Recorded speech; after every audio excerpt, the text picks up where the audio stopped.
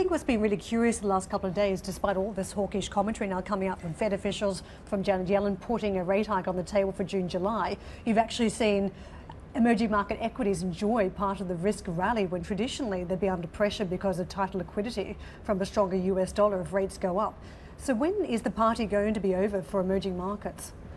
Well, when it comes to evaluating drivers for emerging markets, there are short-term tactical drivers and there are long-term structural issues. So the way that we would approach it is to really look at what's going on with the Fed, which is a key driver, what's going on with China, which is a long-term structural driver, as well as what's going on with the broader commodity cycle. So what we have seen so far is that months today we have had a bit of hawkish repricing, which has dampened the relative outperformance of emerging market over their developed market counterpart, but that has started to change somewhat as we head into a data-heavy week. Those still enthusiastic about emerging market economies would say, well, they've had a lot of time to prepare for a rate hike and it's just going to be 1/4% if anything. So what difference would that make to some of these economies, the likes of India and Indonesia, which have been pretty quick to try and firewall or improve their economy finances?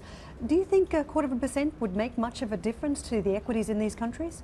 I think it's about the trajectory of the Fed rate hike path. So absolutely 1/4% probably wouldn't have significant bearing in terms of the real economic impact. But when it comes to investors thinking that this is the start of a normalization path, investors could extrapolate a somewhat negative sentiment when it comes to emerging market investing. Specifically, you talked about a few countries that have actually done a lot of hard rebalancing work, but there are also countries that didn't actually do enough rebalancing that may find itself in a bit of a tricky situation as liquidity become a bit tighter. So we have, for example, in the ETF space, we have actually seen investors become a bit more selective when it comes to which emerging market countries that they would like to own.